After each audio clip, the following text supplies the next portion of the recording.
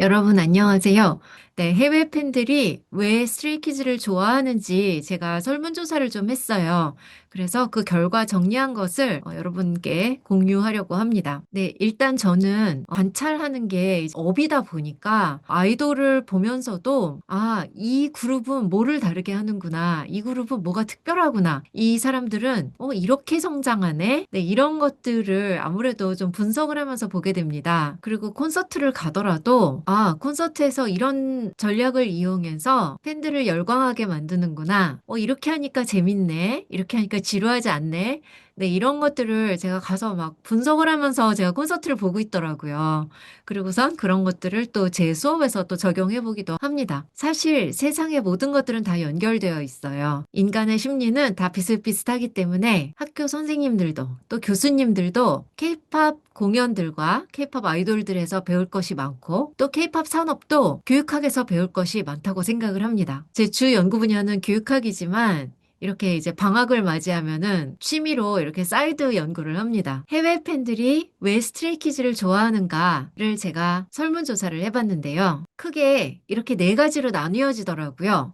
음악성, 음악이 너무 좋아서. 그 다음에 정서적인 접근성, 그 다음에 대안적 남성성, 그다음에 롤모델 이렇게 네 가지로 나뉘어지는데 우선 음악성입니다. 우리 스트레이키즈는 다른 돌들과 다르게 자체 제작을 하죠. 3라차가 작곡, 작사, 프로덕션까지 직접 하고 있고 그러다 보니까 틀에 박히지 않은 굉장히 창의적인 그러한 퍼포먼스가 만들어집니다. 그 다음에 장르가 혼합되어 있죠. EDM, 록, 메탈, 애니, 그리고 여기 지금 빠졌는데 힙합 이런 장르들이 혼합되어 있는데 힙합만 들으면은 사실 되게 무겁거든요. 그런데 스트레이키즈는 그 무거운 힙합과 가벼운 EDM 거기에다가 중간중간 들어가는 굉장히 낭만적인 멜로디까지 해서 굉장히 접근성을 높였습니다. 그 다음에 프로듀서들이 하는 리액션 비디오를 보면요.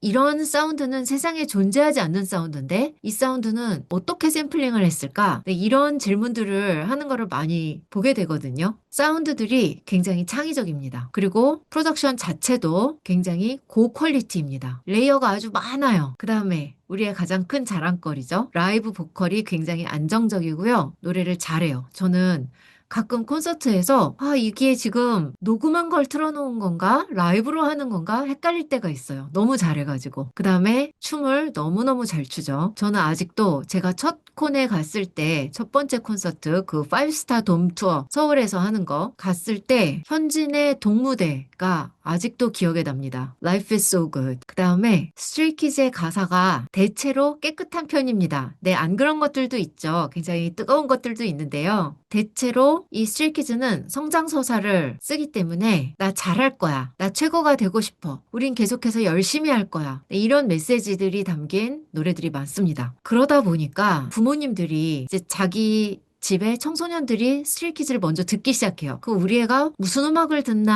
하고선 이제 가사를 들여다본단 말이에요. 근데 가사가 너무 깨끗한 거예요. 그리고 그걸 들여다보다가 같이 입덕을 하게 되는 경우들이 많더라고요. 자, 그리고 스트레이키즈는 그 누구도 줄 수 없는 정말 최고의 콘서트 경험을 준다고 생각을 합니다. 제가 다른 돌들 콘서트도 가봤거든요. 제가 여기서 구체적으로 얘기하진 않겠지만 평소에 차 안에서도 듣고 다른 음악들도 들어요. 그런데 콘서트 경험은 정말 스트레이키즈의 콘서트는 차원이 다릅니다.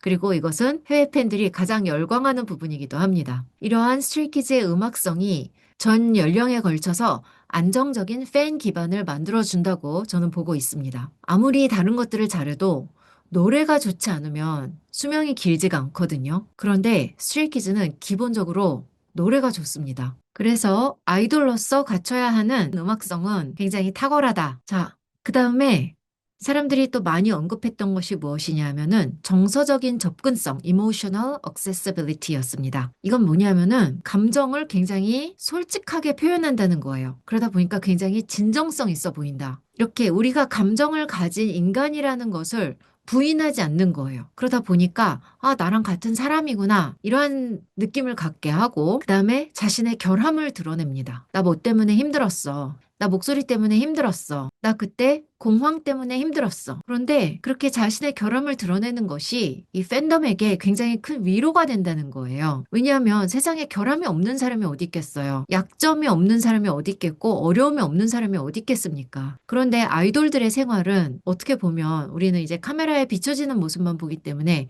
굉장히 화려하고 또 어떤 이들에게는 선망의 대상이란 말이에요. 그런데 그런 화려한 모습만 드러내는 것이 아니라 인간적인 모습을 드러내니까 그게 너무나도 매력적인 거죠. 이것은 제가 해외 팬덤에게 물어본 것이라고 했잖아요. 그래서 비교를 해서 봐야 됩니다. 예를 들면은 미국의 스타들이다. 그럼 미국의 스타들은 어떻게 하죠? 네, 이 사람들은 굉장히 화려한 모습만 보여주고요. 결함을 드러내지 않습니다. 파티하는 모습, 돈을 펑펑 쓰는 모습, 삶을 굉장히 즐기는 모습만 드러냅니다. 그런 것들이 굉장히 대조적으로 보인다는 거예요. 물론 스트레이키즈만 이런 것은 아닙니다. 케이팝이 사용하는 전략이기도 합니다. 사실 이게. 그래서 아이돌이지만 동시에 인간적인 모습, 좀 부족한 모습, 실수도 하고 이런 모습을 일부러 같이 보여줘요. 그래서 전략적이기도 하지만 그럼에도 불구하고 스트레이키즈는 조금 더 솔직하다. 그런데 그 솔직함 속에 공격성이나 질투, 분노 이런 게 들어있는 것이 아니라 어려움과 고난 가운데서 끊임없이 자기 자신을 훈련시켜 나가고 자기 자신을 깎아 나가는 그리고 그러한 어려움들을 결국에는 이겨내는 그런 서사를 보여주기 때문에 그것이 팬덤한테 큰 힘이 되고요. 그 다음에 이렇게 감정을 드러내는 것이 팬덤한테 어떤 느낌을 주냐면은 굉장히 안전한 느낌을 줍니다. 우리가 감정을 드러내도 우리의 감정을 솔직하게 표현해도 안전한 곳이 어디예요? 사회는 아닙니다. 우리 사회생활 할 때에는 속으로는 힘들어도 겉으로는 괜찮은 척하고 속으로는 슬퍼도 겉으로는 즐거운 척하고 그렇게 사는 곳인데 가정, 집, 가족과 함께 있을 때에는 우리가 감정을 솔직하게 드러내죠. 속상하면 울고 화나면 화내고 기쁘면 같이 웃고 그래서 이런 스트레이키즈의 솔직한 감정 표현이 굉장히 안전한 심리적인 장소를 제공하더라는 것을 알게 되었습니다. 즉 가족 같은 느낌을 주는 거예요. 집에 온 것 같은 느낌을 주는 거예요. 네, 가족 같은 느낌이라고 얘기를 하니까 쑥둥 가족이 생각이 나네요. 우리 엄마하고 우리 아빠. 엄마가 좋아, 아빠가 좋아. 대답 똑바로 해라잉. 저 엄마야. 자, 그 다음에 세 번째가 저는 가장 흥미로운 지점입니다. 바로 대안적인 남성성이에요. 이것이 무엇을 의미하냐면요. 독성 남성성.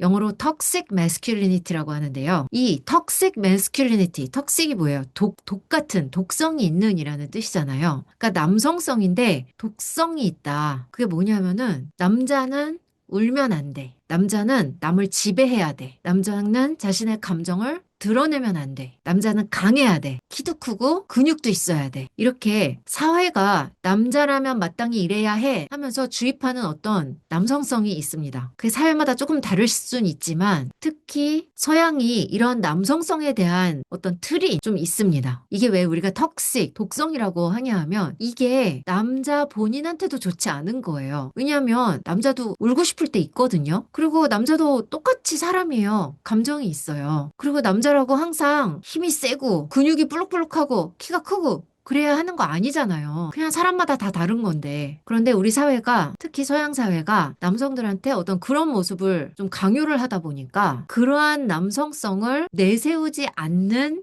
이 케이팝 아이돌, 남돌들이 굉장히 신선해 보이는 면이 있습니다. 그럼 스트레이키즈는 어떤가요? 스트레이키즈는 우리나라의 4세대 남돌 중에서는 에이티즈와 함께 아마 가장 남성적인 그룹이라고 저는 생각을 합니다. 퍼포먼스가 그렇죠. 노래랑 춤이 그래요. 콘서트가 그래요. 그리고 최근 창빈의 인터뷰에 의하면은 우리는 남자들한테도 좀 인기가 많고 싶다. 그래서 남자들에게 어필할 수 있는 그런 곡들과 그런 퍼포먼을 좀 하려고 노력한다. 라고 얘기를 하더라고요. 무대에서는 그렇습니다. 그런데 무대에서 내려와서 무대 뒤에서 이들의 일상적인 생활, 자연적인 상태에서는 그러한 남성성을 보이지 않습니다. 굉장히 저는 여성적이라기보다는 굉장히 중성적이에요. 예전에 그 스키즈 코드였는지 투키즈룸이었는지 어딘가에서 필릭스가 그런 얘기를 했어요. 사람들이 왜 화장을 안 하는지 모르겠다. 화장을 하면은 이렇게 더 보기 좋아지는데 사람들은 왜 화장을 하지 않을까? 뭐 그런 비슷한 얘기를 이렇게 지나가면서 했거든요. 아, 저는 그게 굉장히 인상적이었습니다. 남자는 화장하지 말란 법이 없잖아요. 그리고 제가 아는 분들 중에도 파운데이션 바르고 눈썹 그리고 다니시는 분들 있어요. 남성용 화장품도 많이 나오고. 그 다음에 또 스트레이키즈가 콘서트 할 때 치마를 입을 때도 있단 말이에요. 아니면 어디 패션 위크에 유럽에 가서 치마같이 이렇게 걸치는 옷을 입을 때도 있어요. 그런데 그렇다고 그게 되게 여성스러워 보이진 않아요. 그러니까 이게 남성성과 여성성의 그 중간 어디에서 그 두 가지의 모습을 다 갖고 있는 되게 중성적이고 우리가 기존에 알고 있던 어떤 그런 틀을 또 파괴하는 거죠. 스트레이키즈답게. 그런데 그게 막 일부러 뭐 나는 이런 톡식한 남성성을 나는 파괴하겠어 하면서 막 타도하라 막 이런 분위기가 아니잖아요.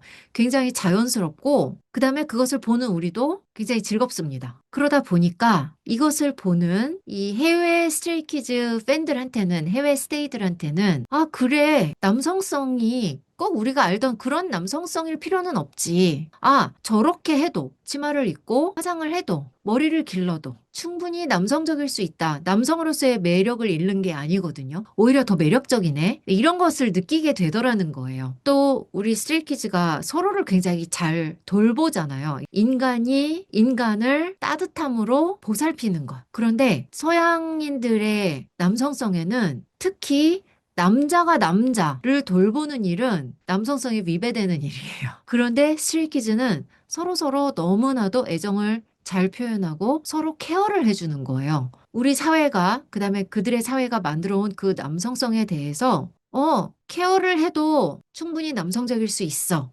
라는 대안적인 남성성을 제공을 하고 있습니다. 감정 표현이 열려 있다는 걸 우리가 투키즈론 보면서 항상 감탄을 하죠. 어떻게 저렇게 민망할 정도로 서로 솔직하게 얘기를 할 수가 있지? 네, 저도 잘 못하거든요.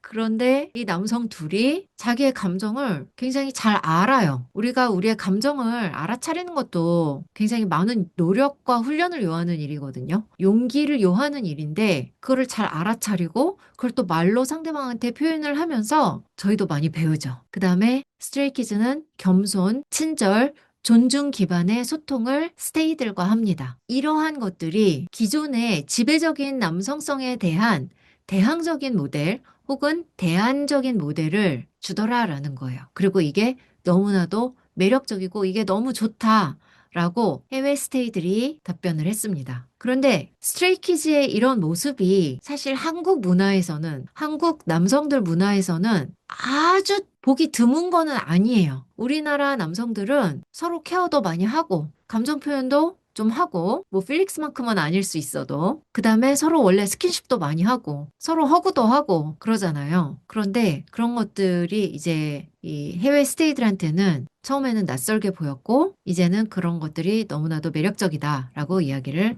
하고 있다는 것입니다. 자, 그 다음에 마지막이 뭐였냐면은 롤모델이었어요. 스트레이키즈가 맨 처음에 리얼리티 쇼로 데뷔를 해서 그 다음에 코로나 기간 동안에 킹덤에 나갔어요. 자, 근데 그 킹덤 때 스트레이키즈가 너무너무 열심히 했죠. 근데 그때만 열심히 한 게 아니었어요. 그 이후에도 뭐 댄스 연습하는 거나 뭐 현진이 그 동무하는 거 연습하는 거 이제 가끔 보여주잖아요. 요번에 마마 무대에서 또 동무하는 거 이렇게 한 손 짚고 넘는 거 또 막 되게 열심히 연습하더라고요. 네, 그런 모습들을 볼 때에 그게 스테이들한테 너무나도 큰 힘이 된다는 거예요. 그러면서 스트레이키즈가 롤모델이 되고 있더라고요. 아, 나도 저렇게 열심히 살고 싶다. 열심히 사는 모습을 보니까 나도 막 힘이 난다. 나도 저렇게 열심히 살아보고 싶어. 저들의 열정이 부러워. 그래서 자신과 그다음에 우리가 속한 세계를 그 열심히 사는 그 기준에 대조를 하면서 힘을 얻고 희망을 얻는다는 거예요. 그리고 그 자체가 위로가 되고 힐링이 된다고 하더라고요. 그래서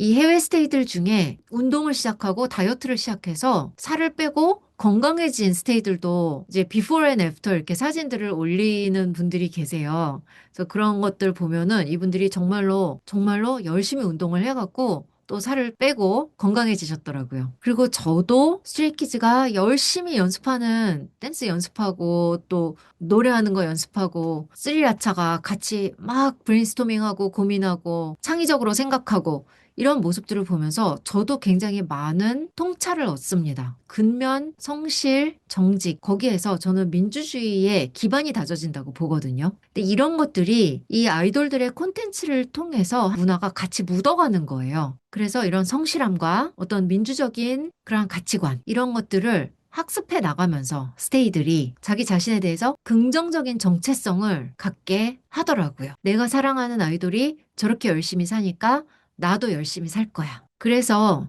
제가 데이터를 분석을 해서 뽑아낸 것이 이렇게 크게 네 가지 범주였습니다. 네, 질적 연구 방법을 이용해서 아주 즐겁게 분석을 해 보았습니다. 여러분은 어떻게 생각하시나요? 혹시 제가 빼먹은 것이 있나요? 그럼 우리 사랑스러운 스테이들, 오늘도 덕질 열심히 하세요.